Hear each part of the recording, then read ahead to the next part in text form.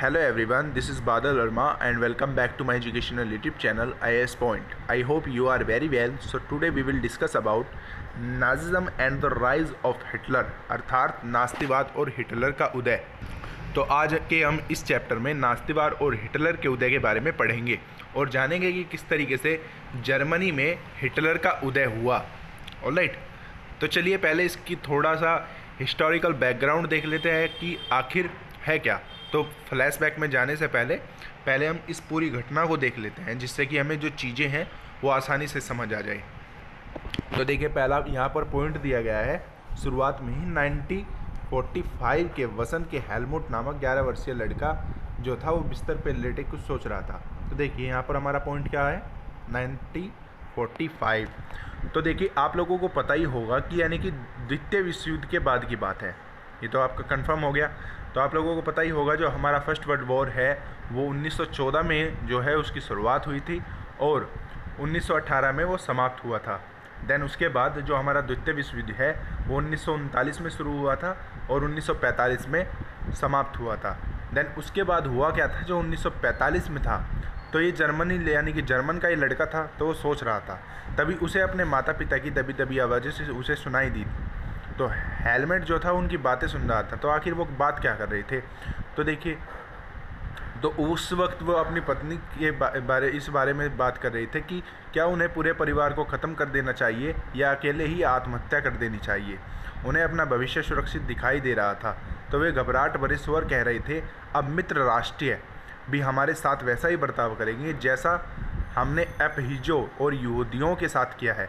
यानी कि एपहिजो और यहूदियों का मतलब यानी कि जो उन लोगों ने एक तरीके से दूसरे राष्ट्रों के साथ किया है, यानी कि जैसे ब्रिटेन के सैनिकों के साथ उन्होंने बर्ताव किया, फ्रांस के सैनिकों के साथ उन्होंने बर्ताव किया, यानी कि यहूदियों के साथ उन्होंने जो बर्ताव किया है अब हमारे साथ भी वही व्यवहार किया जाएगा। तो मित्र राष्ट्रों में कौन कौन से थे, तो देखिए ये आप चीज़ जो है वो नोट कर लेंगे। तो ब्रिटेन यानी कि यूनाइटेड किंगडम ये मित्र राष्ट्र में था। फ्रांस,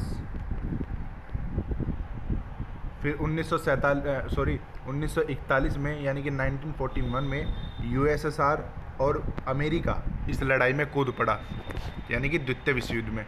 और जो था धुरी राष्ट्र था। तो धुरी राष्ट्र इसमें कौन कौन इन्वॉल्व थे, तो इसमें जापान था, जर्मनी था और इटली था।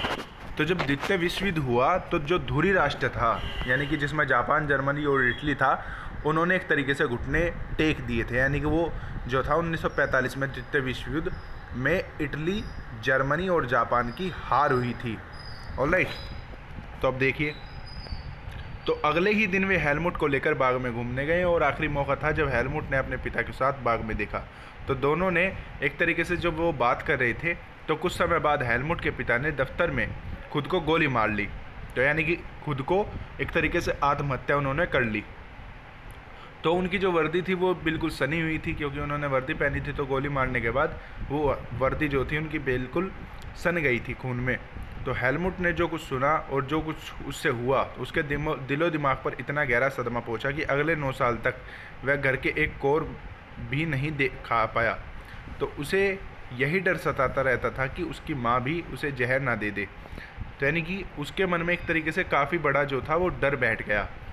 तो हेलमुट को शायद ये समझ नहीं आया होगा कि लेकिन हकीकत क्या है। तो उसके पिता नात्सी थे और एडल्फ हिटलर के कट्टर समर्थक थे। तो नात्सी किसे कहा गया था, यानी कि जो जर्मनी एक तरीके से लोग होते थे और जर्मन के लोगों को एक तरीके से सपोर्ट करते थे और कट्टर होते थे, तो उन्हें नास्ती कहा जाता था। तो जैसे आप ये देख सकते हैं चित्र 1 में, तो ये हिटलर है और ये हिटलर के इर्द गिर्द जो आप देख पा रहे होंगे ये इसके समर्थक हैं। तो देखिए, तो हिटलर यानी कि मध्य और ग्लोबस बाय और सरकारी बैठक के बाद बाहर निकलते हुए 1932 का ये चित्र है, तो आप देख सकते हैं। तो देखिए, तो उसके बाद क्या हुआ, तो हेलमुट को शायद समझ नहीं आया होगा कि हकीकत क्या है। तो फिर उसमें हुआ क्या कि जो ये नात्सी था और उसमें हिटलर के बारे में जानते होंगे, तो आपको शायद पता होगा कि हिटलर जर्मनी के दुनिया का सबसे ताकतवर देश और कट्टीबंध था। वह पूरे यूरोप को जीत लेना चाहता था और अपनी ये सुना होगा कि यहूदियों को मरवाना था। लेकिन नाज़ीवाद सिर्फ इक्वा दुक्वा घटनाओं का नाम नहीं, यह दुनिया और राजनीति के बारे में संपूर्ण विचारों की पूरी संरचना का नाम है। क्या नाम है? तो देखिए, फिर से समझने की कोशिश कीजिए। जो हिटलर था, एक तरीके से वो संपूर्ण राष्ट्र को जीतना चाहता था। उसको जीतने के बाद वो एक तरीके से यहूदियों को मरवाना चाहता था और उसके बाद वो ये मतलब उसकी एक तरीके से विचारधारा जो थी वो बन चुकी थी। तो आइए नास्तिवाद को समझने की कोशिश करते हैं, आखिर होता क्या है। तो देखिए, तो इस सिलसिले में सबसे पहले हम ये देखेंगे कि हेलमुट ने अपने पिता की आत्महत्या क्यों की थी। तो वे किस चीज़ से डरते हुए थे। तो देखिए, मई 1945 में जर्मनी ने मित्र राष्ट्रों के सामने समर्पण कर दिया। तो मित्र राष्ट्र, अभी मैंने आपको बताया कि मित्र राष्ट्रों में कौन कौन इन्वॉल्व थे। यूनाइटेड किंगडम, फ्रांस, यूएसएसआर और यूएसए। तो ये मित्र राष्ट्र में थे। तो यानी कि एक तरीके से द्वितीय विश्व युद्ध जो थे जीत चुके थे। और वहीं दूसरी ओर धुरी राष्ट्र में कौन कौन लोग थे। जापान, जर्मनी और इटली। तो द्वितीय विश्व युद्ध में हारने के बाद हिटलर को अंदाज़ा हो चुका था कि अब उसकी लड़ाई का क्या असर होने वाला है। इसलिए हिटलर और उसके प्रचार मंत्री गोयबल्स ने बर्लिन को एक बंकर के पूरे परिवार के साथ अप्रैल में ही आत्महत्या कर ली थी। तो खुद खत्म होने के बाद न्यूरेम्बर्ग में एक अंतर्राष्ट्रीय सैनिक अदालत स्थापित की गई और इस अदालत को शांति के विरुद्ध, आज काफ़ी ज़्यादा एक तरीके से आपको शोर सुनाई दे रहा होगा, इसके लिए मुझे खेद है। और इस अदालत के शांति के विरुद्ध किए गए अपराधों, मानवता के खिलाफ किए गए अपराधों और युद्ध अपराधों के लिए नाज़ी युद्ध बंदियों पर मुकदमा चलाने का जिम्मा जो है वो सौंपा गया। और युद्ध के दौरान जर्मनी के व्यवहार, खास तौर पर इंसानियत के खिलाफ किए गए अपराधों की वजह से कई गंभीर नैतिक सवाल खड़े हुए थे कि कृत्यों की दुनिया भर में निंदा की गई। ये कृत्य क्या थे, आइए समझने की कोशिश करते हैं। तो देखिए, तो जब द्वितीय विश्व युद्ध था तो द्वितीय विश्व युद्ध के साये में जर्मनी में जनसंहार जो था वो शुरू कर दिया, जिसके तहत यूरोप में रहने वाले कुछ खास नस्ल के लोगों को सामूहिक रूप से मार दिया जाने लगा। तो इस युद्ध में मारे गए लोगों की 60 लाख यहूदी, 2 लाख जिप्सी और 2 लाख पोलैंड के नागरिक थे। तो एक तरीके से इन लोगों को मार दिया गया था। तो साथ ही मानसिक व शारीरिक रूप से अपंग घोषित किए गए 70,000 जर्मन नागरिक भी मार डाले गए और इनके अलावा न जाने कितने ही राजनीतिक विरोधियों को भी मौत की नींद सुला दिया गया। इतनी बड़ी तादाद में लोगों को मारने के लिए ऑपविल्स जैसे कत्ल खाने बनाए गए, जहां जहरीली गैस के हजारों लोगों को एक साथ मौत के घाट उतार दिया गया। तो देखिए, एक तरीके से जो हिटलर था कितना ज़्यादा एक तरीके से कट्टरपंथी था और उसने किस किस तरीके से जो है कार्य किए। तो अब देखिए, तो न्यूरेम्बर्ग अदालत में केवल 11 मुख्य नास्तियों को ही मौत की सज़ा दी। बाकी आरोपियों में कुछ बहुतों को उम्र कैद की सज़ा सुनाई गई। तो सज़ा तो मिली, लेकिन नाज़ियों को जो सज़ा दी गई थी वह उनकी बर्बरता और उनके जुल्मों के मुकाबले बहुत छोटी थी। असल में मित्र राष्ट्र प्रजित जर्मनी पर इस बार वैसा कठोर दंड नहीं थोपना चाहते थे जिस तरह का दंड पहले विश्व युद्ध के बाद जर्मन पर थोपा गया था। तो बहुत सारे लोगों का मानना था कि पहले विश्व युद्ध के आखिर में जर्मनी के लोग जिस तरह के अनुभव से गुजर रहे थे, उनके नाज़ी जर्मनी के उदय में योगदान दिया था। तो ये अनुभव क्या थे, ये हम इस चैप्टर में डिस्कस करेंगे।